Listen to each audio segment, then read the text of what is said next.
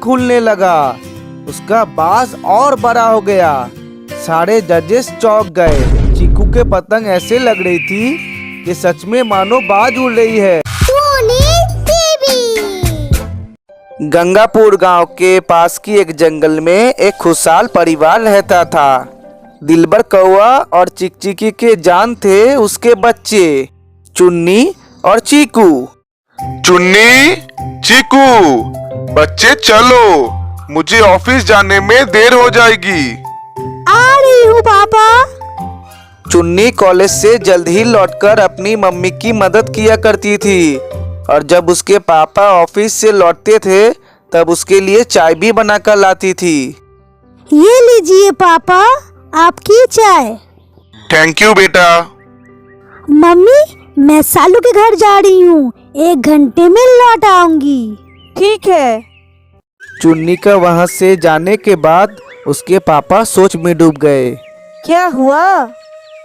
कुछ नहीं, यही सोच रहा था कि वक्त कितनी तेजी से बीत जाता है।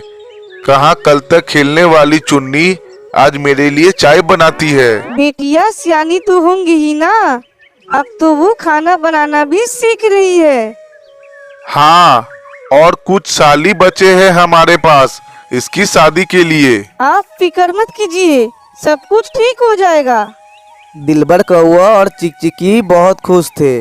तभी वहाँ चीकू आया अपने नए पतंग के साथ। देखिए पापा, मेरी पतंग कितनी अच्छी बनी है। इसकी आंखें भी है और पूंछ भी। अरे वाह, इतनी अच्छी पतंग तो मैंने कभी नहीं देखी। सब लोग यही बोलते हैं कि मैं बहुत अच्छे पतंग बनाता हूँ। बढ़िया है, चलो चलकर पतंग उड़ाते हैं। हुर्रे! चीकू पतंग बनाया करता। फिर एक दिन दोनों कहीं जा रहे थे। चुन्नी, अपने भाई का ख्याल रखना, उसे भूखा मत सुलाना, हमें आने में थोड़ी देर हो जाएगी। ठीक है माँ, आप आराम से जाइए, मैं सब देख लूंगी और चीकू को भी संभाल लूंगी। चीकू बेटा, दीदी को ज्यादा परेशान मत करना। ठीक है मम्मी। दिलबर कौवा और चिकचिकी वहाँ से चले गए। कई घंटे बीत गए। यहाँ घर में चुन्नी और चीकू मम्मी पापा का लौटने का इंतजार कर रहे थे। सुबह से रात हो गया। दोनों बच्चे परेशान थे। दोनों बच्चे दरवाजे को ताकते रहे और कुछ घंटे बाद दरवाजे पर एक एम्बुलेंस आई और उनकी जिंदगी बिखर गई। उनके सामने उनके मम्मी पापा की लाश थी। अब इन दोनों बच्चों का कोई अपना नहीं था। अब हम क्या करेंगे दीदी? अब हमारा कौन ख्याल रखेगा? तू फिक्र मत कर, मैं हूँ ना, मैं तेरा ख्याल रखूंगी। माँ ने मुझसे कहा था। चुन्नी, अपने भाई का ख्याल रखना, उसे भूखा मत सुलाना, हमें आने में देर हो जाएगी। अब से मैं ही तेरी माँ हूँ। उस दिन से चुन्नी ने अपनी छोटे भाई चीकू की जिम्मेदारी संभालना शुरू कर दी। चुन्नी बहुत छोटी थी तो उसे कोई नौकरी नहीं मिल रही थी, इसलिए उसने लोगों के घरों में काम वाली का काम शुरू कर दिया। मिले हुए पैसों से वो घर का राशन और चीकू का स्कूल के फीस भरा करती थी। चुन्नी अपनी जिम्मेदारी बखूबी निभा रही थी, पर इतने काम कर कर उसकी तबीयत दिन पर दिन खराब हो रही थी। ये देखकर चीकू परेशान था। चीकू हमेशा सोचते रहता कि कैसे अपनी दीदी की मदद करे। लेकिन मैं कर भी क्या सकता हूँ, मैं इतना छोटा हूँ। एक दिन चीकू स्कूल से लौट रहा था कि उसके ध्यान एक बड़े से पोस्टर पर गया। लिखा था मकर संक्रांति स्पेशल विशाल पतंग प्रतियोगिता। फर्स्ट प्राइज 2 लाख रुपए, सेकेंड प्राइज 1 लाख रुपए, थर्ड प्राइज 50,000 रुपए। ये पढ़कर चीकू खुश हो गया। ये सोचकर चीकू खुशी खुशी अपने दीदी के पास गया। दीदी, आपको पता है इस शहर में एक विशाल पतंग प्रतियोगिता हो रहा है। अच्छा है। और तो और प्राइस 2 लाख रुपए है। क्या? हाँ, और सोचो दीदी, अगर हम ये कंपटीशन जीत गए तो हमारी जिंदगी बेहतर हो सकती है। तुम्हें लोगों के घर काम करने की भी जरूरत नहीं।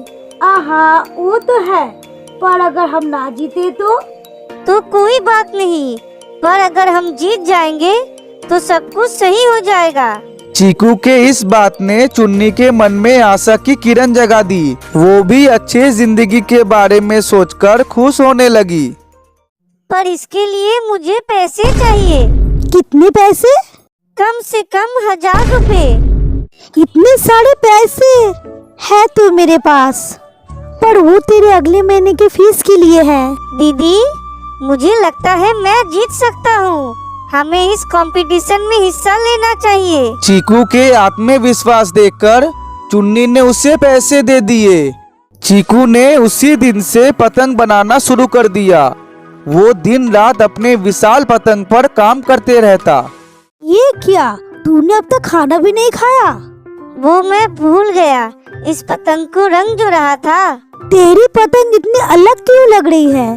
क्योंकि ये एक बाज है। मैंने कागज को चिपका चिपका कर इसकी शक्ल बनाई है।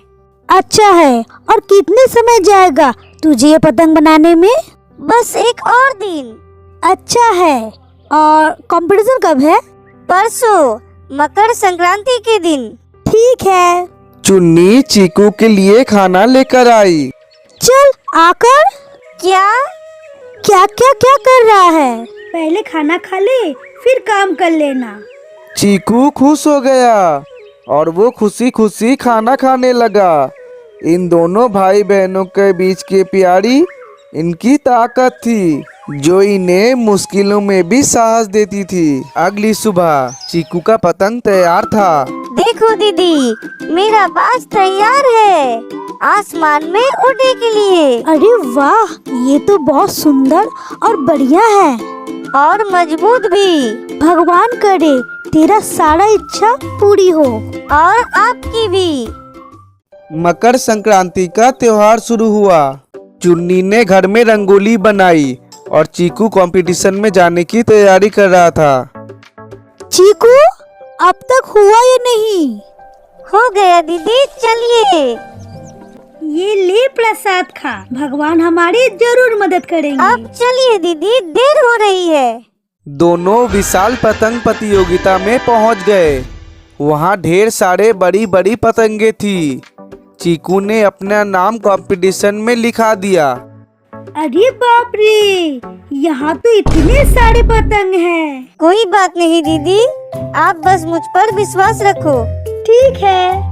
अब चीकू ने अपनी पतंग उड़ाना शुरू किए। वहाँ चीकू से भी ज्यादा बड़े आकार की पतंगे थी, पर जैसे ही चीकू ने पतंग आसमान में उड़ाए, उसका पंख खुलने लगा। उसका बाज और बड़ा हो गया। सारे जजेस चौंक गए। चीकू के पतंग ऐसे लग रही थी कि सच में मानो बाज उड़ रही है।